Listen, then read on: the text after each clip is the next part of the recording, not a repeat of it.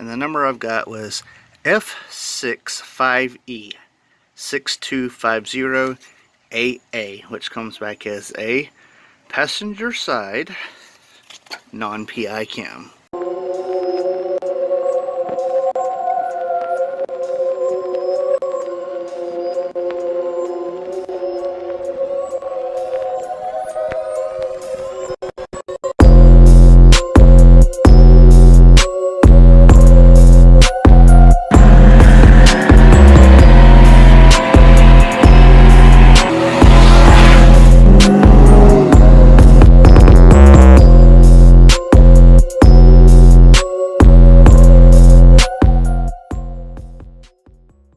We're going to start off underneath the hood for this cam swap. We have to get the valve covers off, so I've kind of got stuff out of the way. These have this extended thing on the end. It's what the factory spark plug loom slid over. This head was so rusted I couldn't get it off. I couldn't get anything on it to spin it. So what I ended up doing is I took a 4mm and I hammered it on the end. See how well y'all can see this, but it is now loose after I hammered the 4mm on there. So finish getting that out and get the rest of these off, and I'll be able to get to this side and start my cam swap. I don't know how well y'all can see that, but that 4mm had to be hammered on there good, and I used a 6-point. Don't use a 12-point because it don't hold as good. Use a 4-point. I found the longest one that I had the longest contact surface for the stud I was pulling out. Now I did have a stud extractor, but that was going to be my next step. I decided to try this real quick because I have, for some reason, I have about 20 of these little 4mm sockets. I don't know why, but I even got, I don't know where I put them at, but yeah, I've had a handful of 4-inch sockets, in case that didn't, or 4mm sockets, not 4-inch. Golly, that'd be a huge socket. Alright, valve cover's off. This cam looks great, but all I use is synthetic oil, so I don't expect anything less with Pennzoil Platinum, especially from the reviews that it's got. Wind is blowing kind of crazy, but the part number is etched right here. You can look from the top and see it. Can't with this phone, but I can look down and let's see. I can look down in there and I can read the number, so I'm going to have to turn it and read it all to see what I'm dealing with here. But, yep, it is right there. So that is your front. So 1, 2, it's between the second and third lobe is the part number on this side. Now, cams are specific left and right, so make sure you keep that in mind. We'll see if I can get this part number read and go from there. Using this insanely bright light from Harbor Freight and a socket on the end of the crank, I turned it, and the number I've got was F65E 6250AA, which comes back as a passenger side non-PI cam. So we're fixing to gain some horsepower. Yeah! Alright, so that was fun dealing with that, but it's all part of the game. Now, if y'all been part of my channel for any length of time, and I'm going to put y'all down here because the wind's kind of blowing, and I don't know if it's picking it up or not, but I bought this almost a year ago. This is the cam chain retention tool from Anderson, and I have not seen a single video on how to use this tool. So y'all might see 2 uploads. I'm not 100% sure, but I may do a video on how to use this, and because it's going to be part of this video, I may cut it out and just make a how-to video for the people that only want to see how to use this. So if y'all see 2 uploads, it's probably why. But I'm going to read the instructions and see what they say. So basically, guys, you will take this bolt out.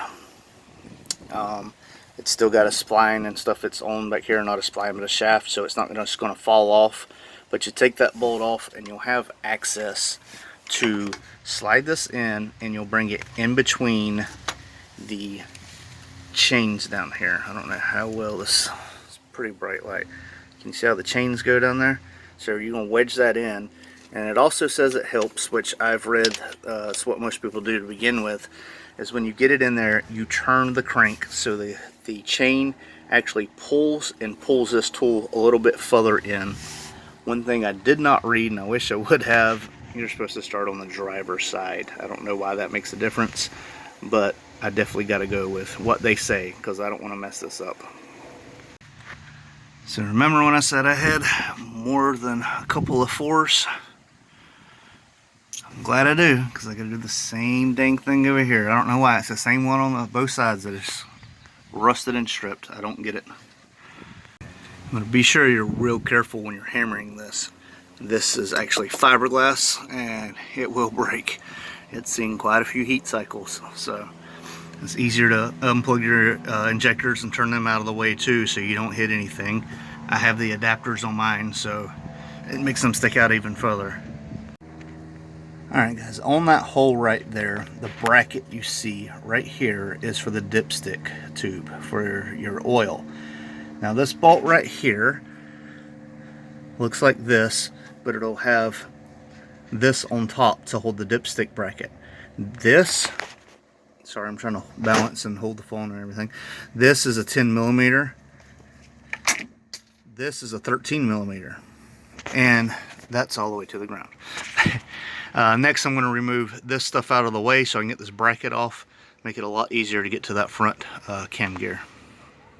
Are 2 bolts underneath the coil pack you can't get to until you remove your coil pack. You don't have to fully undo it, just move it out of the way. Same with your power steering. You can get to them down there just by moving it to the side. So I got the bracket off and just kind of drop down. I don't have to be completely out, and this can go back. So now I can get to the front of the cam. I have all these bolts out. So I'm going to just kind of start fishing it out from underneath this wiring and see what I can get done. And the driver's side's off. Sorry for the background noise. My neighbor decided he was going to wait till I started recording to start doing whatever the hell it is he is doing. But regardless, I can loosen that front bolt now, and I can put in the tool. But first I'm going to remove, that's your cam position sensor, so I need to remove that. Okay guys, I have it down in there. I have it wedged. Now I'm going to take and put an 18 millimeter on the crank bolt, spin it counterclockwise so it pulls, goes this way, which in turns is going to grab them teeth and pull this further in there. Alright guys, I got it in there. I put a wrench on the cam over there and I spun it. It's locked down. It's very tight up in here. It was kind of aggravating. I don't know why they didn't engineer this with an offset, because the chain is actually over here, and if you're not doing it right, well, obviously it's not going to line up because the tool is in front of the chain. They should have engineered a little kick over and then back where it'd be behind this. Perfect. But got it in there. For extra precaution, I noticed people put vice grips on there, so got vice grips on mine, and hopefully this bad boy don't come free. If it does, then I have to take front timing cover off, which is going to add a day or two because I only have a little bit of time each day to work on this. Alright guys, the new cam is in the car. There's the old one. I did not realize that the sprocket bolt is a different size between the PI and the non-PI. So I got to get another set of bolts. I had new ones for the cams, but I just got them for a 97 Mustang. I didn't realize that it was different. Guess I should have paid attention.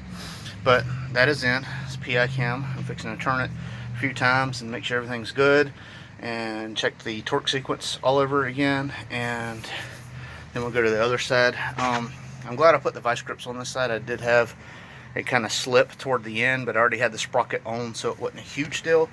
But I think on this side it's going to be different because the way the cam tool is going to be in and the way we have to turn it, we're actually going to be tightening the bolt. I had a problem with when I was trying to tighten that down. I actually broke the bolt free on the crank, and that's torqued down pretty good. So got to do that over with again. And like I said, this side it'll be tightening the bolt so it'll pull it in because it's opposite.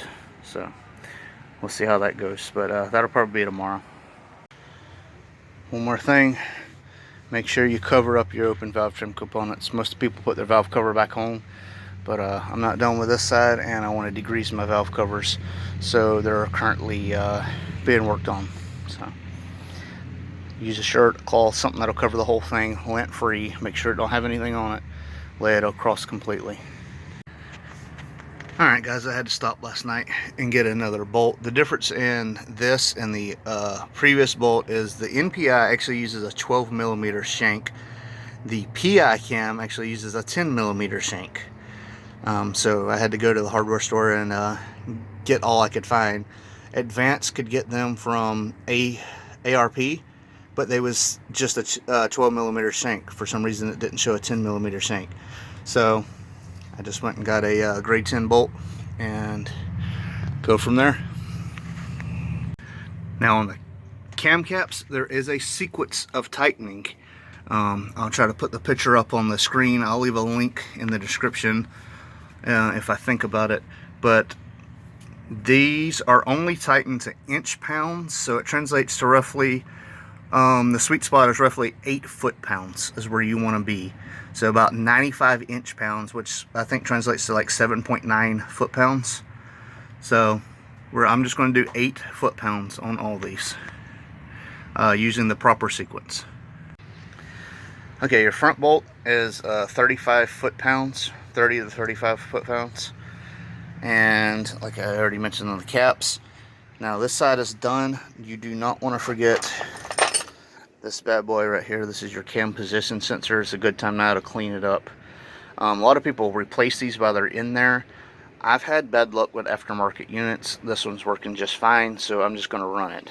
It's not terribly hard to get to if it does fail, but like I said, mine's working fine, and it's a factory OEM piece, so I'm going to run with it.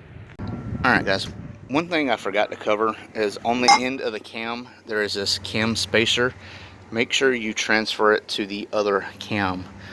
I'm not sure if it's side specific, so I take it off and put it on the same way, but that goes onto your new cam, and then you can slide this sprocket back on.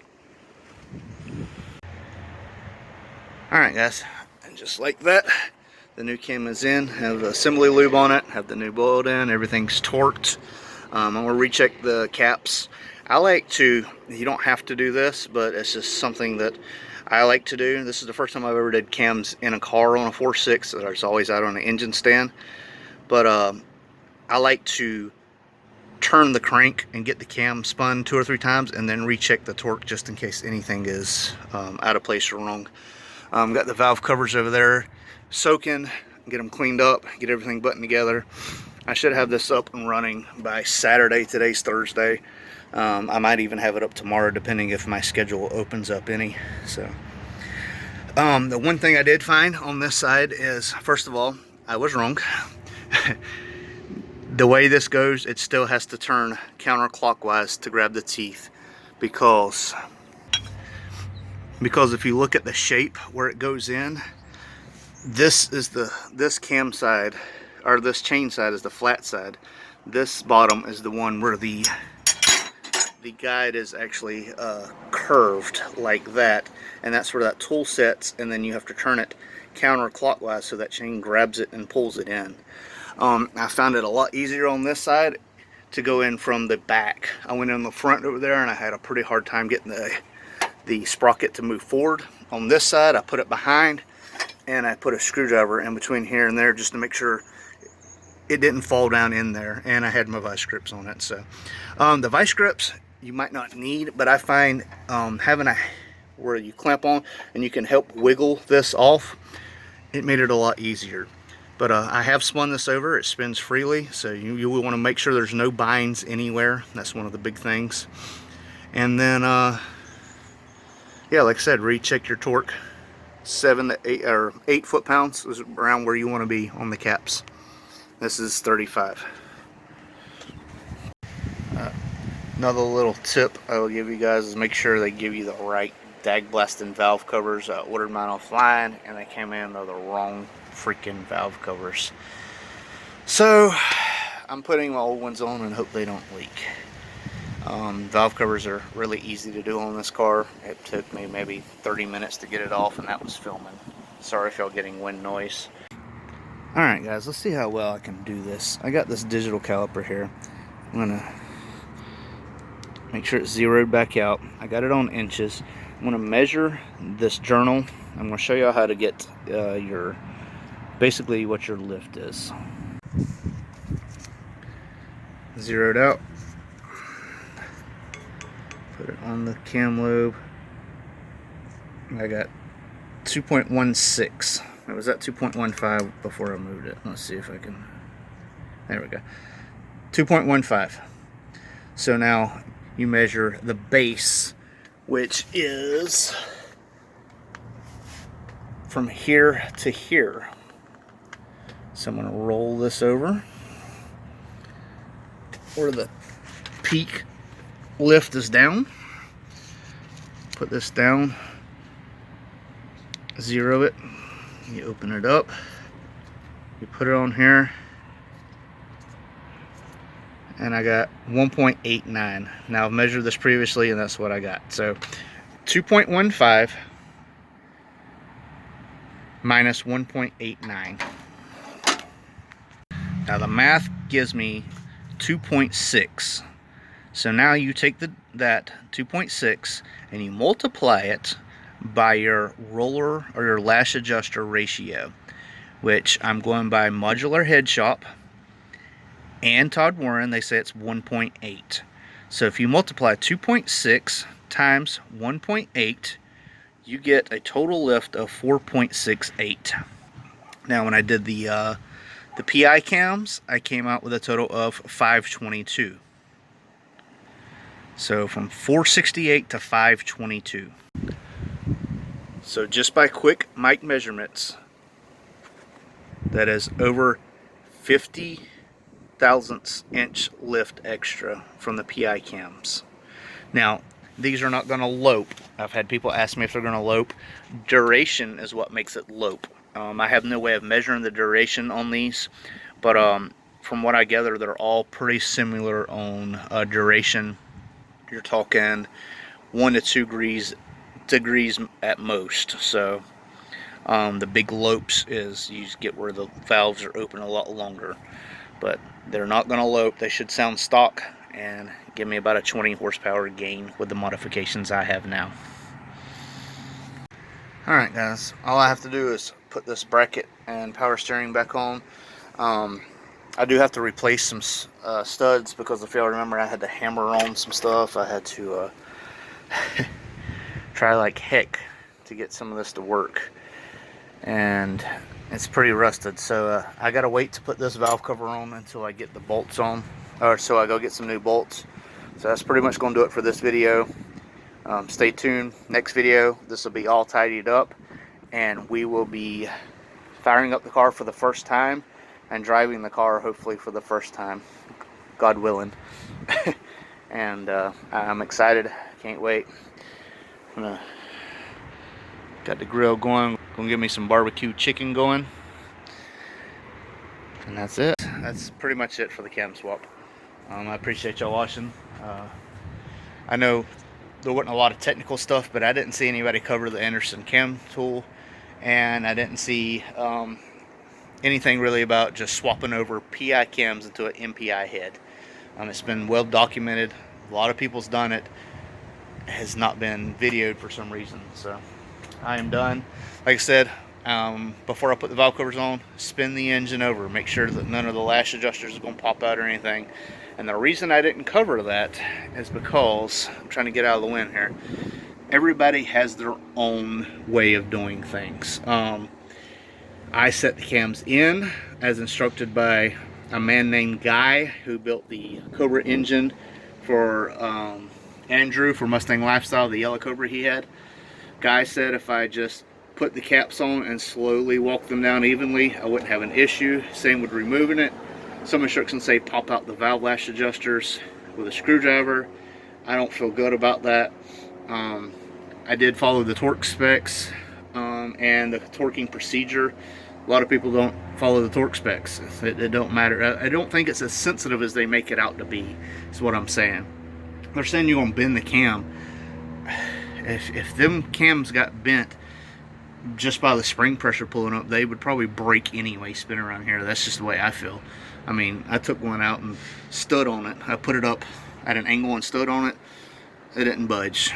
So I don't know why everybody's so afraid of it, but take your own precautions. I'm not telling you what to do and what not to do. I'm just saying, in my experience, it's a lot easier going forward knowing that it's not as brittle as they make it out to seem.